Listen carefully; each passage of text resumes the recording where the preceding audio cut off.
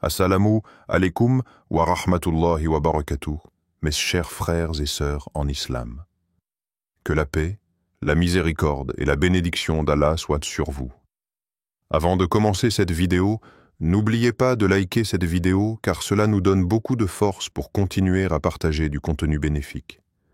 Et je vous invite à vous abonner à notre chaîne et d'activer la cloche de notification pour rester informé de nos prochaines publications sur la foi islamique. Mes frères et sœurs, je vous demande de rester connectés jusqu'à la fin de la vidéo pour découvrir tous les secrets.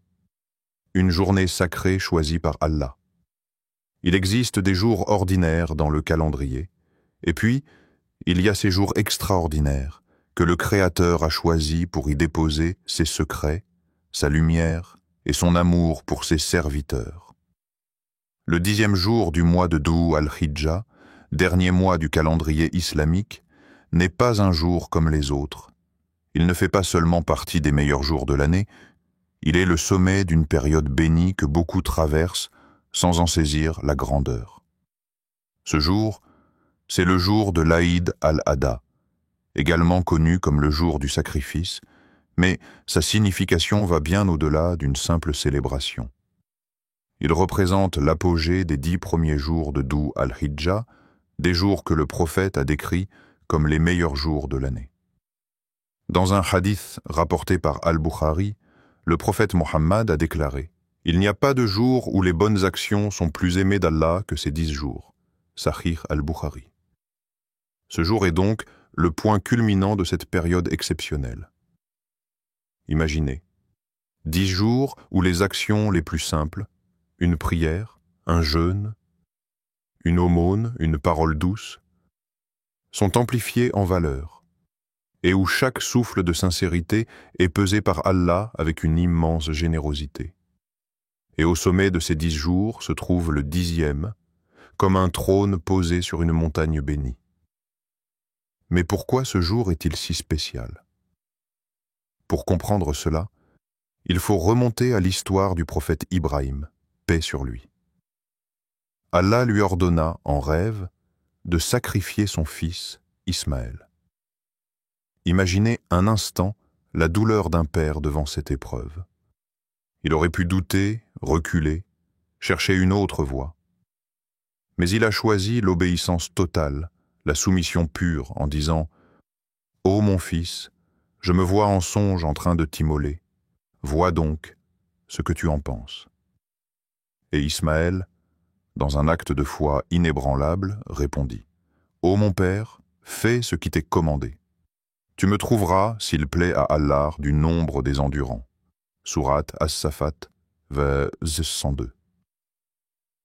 Cet épisode est l'un des moments les plus puissants de l'histoire spirituelle humaine. Ce n'est pas une histoire de sang, c'est une leçon de confiance totale en Dieu, de sacrifice de soi, d'abandon de l'ego, de rupture avec l'attachement à ce monde. C'est cette soumission que nous célébrons chaque année le 10e jour de Dhu al-Hijja. Et dans un geste miséricordieux, Allah a remplacé le sacrifice du fils par celui d'un mouton. Depuis, ce jour est commémoré comme un acte de foi, de gratitude et de rappel. Mais attention, ce n'est pas uniquement pour les pèlerins. Beaucoup croient à tort que cette journée concerne surtout ceux qui accomplissent le Hajj, qui se trouvent à Mina pour y jeter les pierres, sacrifier l'animal et raser leur tête. Certes, pour eux, ce jour est central. Mais pour ceux qui ne sont pas au pèlerinage, ce jour reste une opportunité d'adoration immense. Ce jour est rempli de symboles et d'enseignements. C'est un jour d'ouverture spirituelle. Celui qui s'y prépare et s'y présente devant Allah avec un cœur pur peut voir sa vie transformée. Pensez-y un instant. Ce jour a vu des prophètes se soumettre entièrement à leur Seigneur. Il a vu le ciel s'ouvrir à la patience d'Ibrahim. Il a vu l'humanité recevoir la leçon la plus profonde. Le sacrifice intérieur est plus puissant que n'importe quelle offrande extérieure. Ce jour-là, tu as l'occasion de t'aligner avec les plus grands, de marcher dans leurs pas en élevant ton âme, en purifiant ton intention, en sacrifiant ton orgueil, ta colère, tes rancunes, tes faiblesses. Tu peux te lever tôt le matin, prier avec concentration, faire le takbir avec conviction et ressentir que tu es, pour un jour, connecté au divin d'une manière unique. Ce jour est également un rendez-vous d'amour entre le serviteur et son Créateur. Car Allah a multiplié les opportunités de proximité. Prière, lecture du Coran, invocation, aumône, visite aux proches, sacrifice de l'animal, repentir sincère. Chacune de ces actions, quand elle est faite avec sincérité, brille dans le registre de tes œuvres. Elle pèse lourdement sur la balance. Elle ouvre des portes invisibles. De plus, ce jour est le début des jours de Tashrik, les jours où le dhikr est encore plus recommandé, où le croyant doit élever la voix avec le takbir après chaque prière obligatoire. Le prophète a recommandé de remplir ces jours de glorification d'Allah. Car ces moments ne reviendront que dans un an. Et qui sait si l'on sera encore là pour les vivre? Et si tu es dans l'épreuve, ce jour est aussi un refuge. Car Allah, en ce jour, écoute les cœurs brisés, ceux qui souffrent, qui pleurent, qui espèrent une issue. Tu peux faire de ce jour un moment de bascule, où ton cœur, aussi lourd soit-il, retrouve l'apaisement. Un hadith puissant nous le rappelle. Le plus grand des jours auprès d'Allah est le jour du sacrifice, rapporté par Abu Daoud. Ce n'est pas seulement une fête, c'est une fenêtre ouverte sur le ciel, une invitation divine à nous réconcilier avec notre foi, à revenir vers lui avec sincérité, à lui dire « Ya Allah, me voici. Je suis ton serviteur. J'ai péché, mais je reviens. J'ai faibli, mais je t'aime. J'ai oublié, mais je me souviens de toi. Aujourd'hui. » Ce jour est donc une renaissance, un tremplin, une porte vers la miséricorde illimitée d'Allah. Alors, ne le traite pas comme un jour ordinaire. Prépare ton cœur, lave-le de ses rancunes, réveille ton âme. Et quand le soleil du 10e jour se lèvera, sois prêt à rencontrer la lumière. Le jour du sacrifice, un acte qui parle au cœur. Il y a des actes dans l'islam qui ne sont pas simplement des rituels, mais de véritables langages du cœur. Le sacrifice de l'Aïd al-Adha, accompli le 10e jour de Dhu al-Hijjah, est de cela. Derrière l'image d'un mouton immolé se cache une leçon immense, une parole silencieuse adressée à Allah, un symbole puissant que le croyant offre en réponse à l'amour et à la guidance divine. Lorsqu'on parle de sacrifice, on pense d'abord à l'acte physique. L'animal abattu, le sang versé, la viande partagée. Mais Allah ne regarde pas le sang ni la chair. Ce n'est pas cela qu'il atteint. Ce qu'il cherche en réalité, c'est ce que l'homme place dans son cœur au moment de l'acte. Écoute ces paroles sublimes du Coran, dans la sourate Al-Hajj. Ni leur chair, ni leur sang n'atteindront Allah, mais ce qui l'atteint de votre part, c'est la piété. Sourate Al-Hajj, verset 37. Autrement dit, ton intention, ton humilité, ta sincérité, ta soumission à la volonté d'Allah, voilà ce qu'il regarde. L'animal sacrifié devient un miroir. Il reflète ce que tu es prêt à abandonner pour te rapprocher de ton Seigneur. Pense-y un instant. Que suis-je prêt à sacrifier aujourd'hui dans ma vie? Est-ce mes mauvaises habitudes, mon ego, mon orgueil, ma paresse spirituelle? Ce jour m'appelle à une introspection, à un face-à-face sincère avec moi-même. Le sacrifice n'est pas réservé aux riches ou aux savants. Il est un appel universel, un rappel que le lien entre l'homme et son Créateur se renouvelle dans l'action, dans la générosité, dans le don. Le croyant ne tue pas un animal.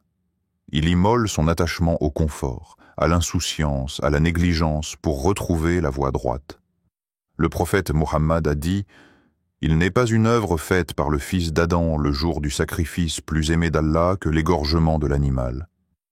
Il viendra, en effet, avec ses cornes, ses poils et ses sabots, le jour de la résurrection. Et le sang versé sera agréé par Allah avant même qu'il ne touche le sol. Alors, réjouissez-vous de ce sacrifice. Tirmidhi. Ce hadith illuminait nos cœurs. Allah honore cet acte à un degré immense.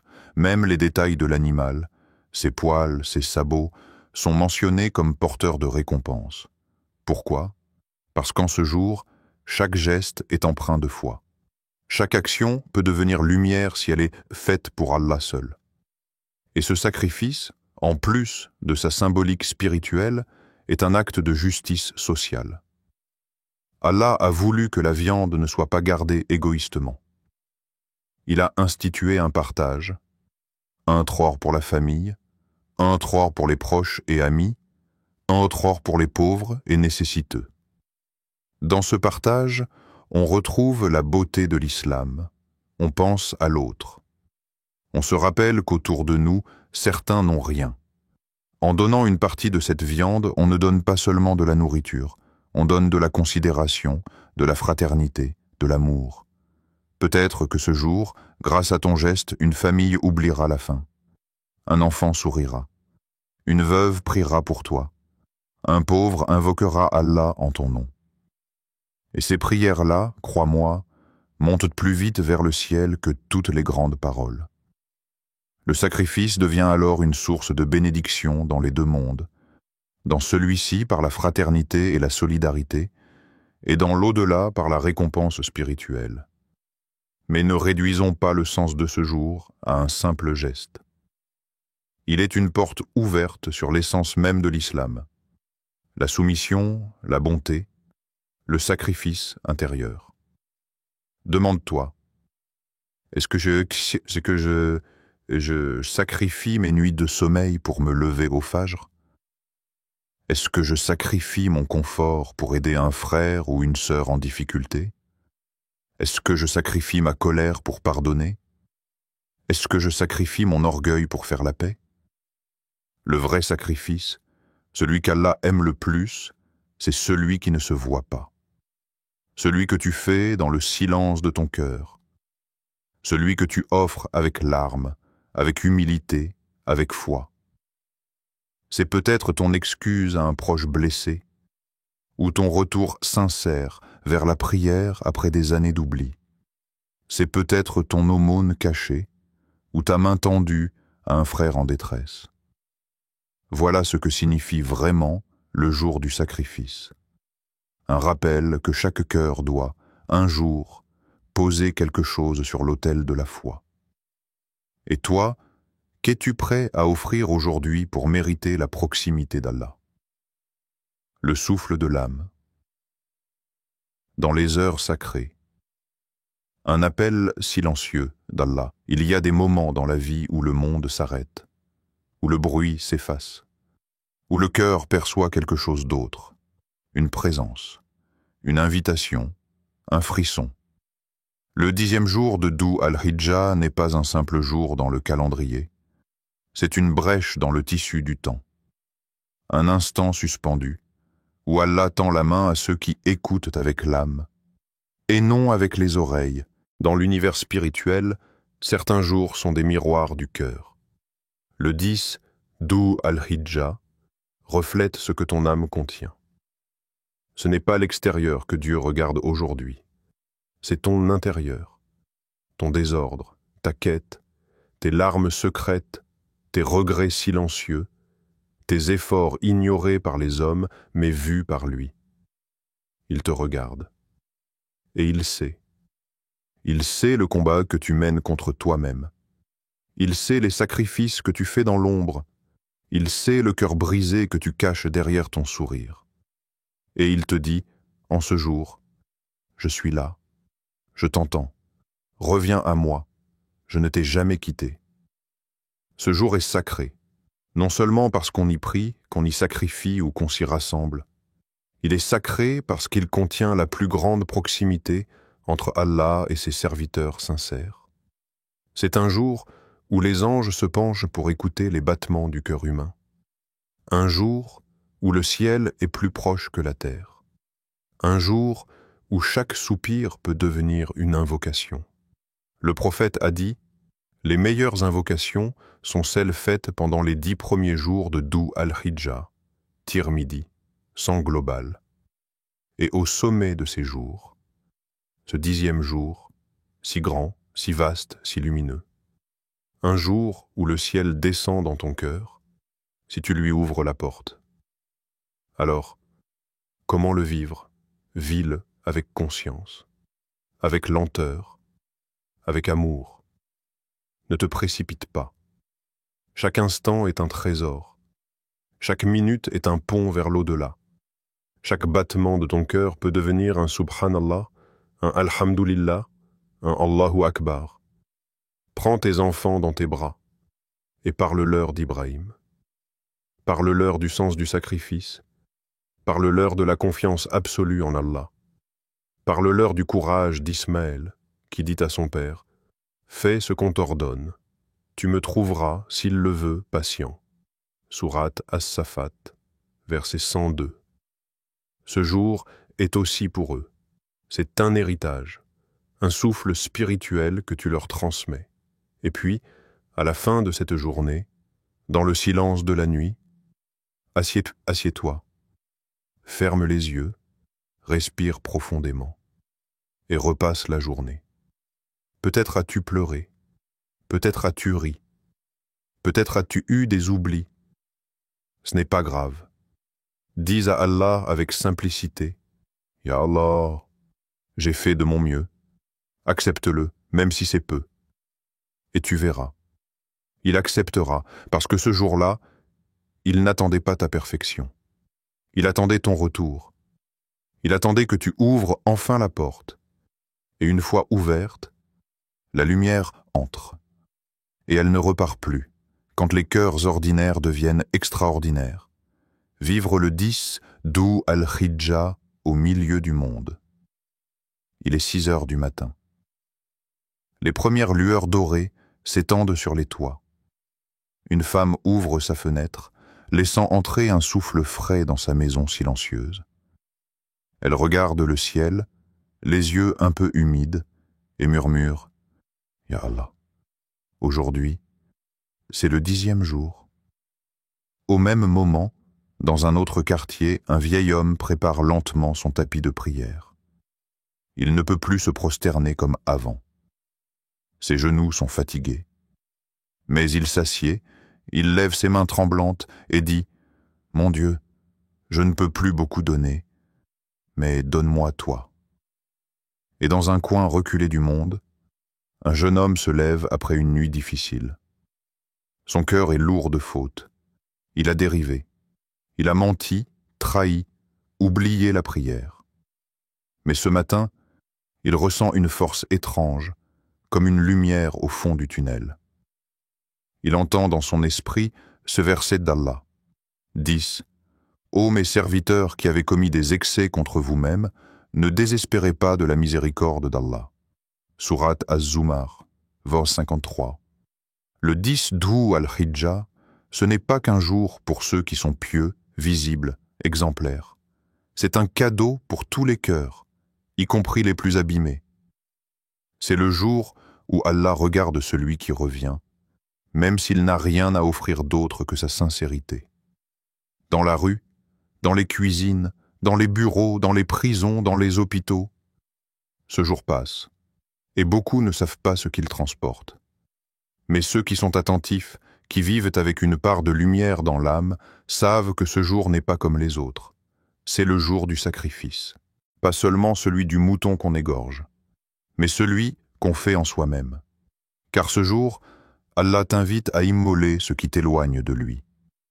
Ton orgueil, ton attachement excessif au matériel, ton ego, tes rancunes, tes habitudes secrètes, ton injustice envers toi-même. Le véritable sacrifice, ce n'est pas de faire couler du sang, c'est de faire couler des larmes de vérité. C'est cela, le sens profond du Qurban. Le mot vient de la racine ku R-B, qui signifie se rapprocher. Ce que tu donnes ce jour-là, c'est une part de toi, pour te rapprocher d'Allah. Ibrahim, alayhi salam, était prêt à sacrifier ce qu'il aimait le plus. Et toi, es-tu prêt à offrir ton attachement, ton confort, tes certitudes pour Allah? Tu n'as peut-être pas de bête à sacrifier. Tu n'es pas au Hajj. Tu es chez toi, dans ta ville, avec ta routine. Mais Allah t'offre le même lien. Il te donne accès à la même échelle céleste. Tu peux monter. Par la prière, par une aumône, par un appel de pardon à quelqu'un que tu as blessé, par une seule invocation faite dans le silence de ton cœur. Et dans ce silence, Allah entend tout. Il y a une femme qui a passé la nuit à pleurer pour ses enfants perdus. Un père qui travaille en silence pour nourrir sa famille. Un jeune qui lutte contre ses addictions dans l'ombre. Une vieille dame seule qui récite le nom d'Allah sur ses doigts. Ces gens-là, souvent invisibles aux yeux des hommes, sont les étoiles de ce jour sacré. Car le 10 Dhru al-Hijjah, c'est le jour des gens sincères. Ceux qui n'ont peut-être pas grand-chose, mais qui donnent tout ce qu'ils ont, de leur cœur. Allah ne regarde pas la taille de ton acte. Il regarde la sincérité qu'il porte. Alors ne le laisse pas passer comme un jour quelconque. Arrête-toi, même 5 minutes, et parle à Allah. Même en silence, même en larmes, même sans mots. 10. Ya Allah, fais de ce jour une lumière dans ma vie, un tournant, un rappel. Fais que mon sacrifice soit sincère, et que ma vie, toute ma vie, soit pour toi. Et peut-être, dans le secret du ciel, un ange inscrira ton nom, parmi ceux qui ont été rapprochés ce jour-là. Chers frères, sœurs, trio sœurs, en islam, n'oubliez pas encore de liker cette vidéo et de vous abonner sur cette chaîne. Qu'Allah vous bénisse.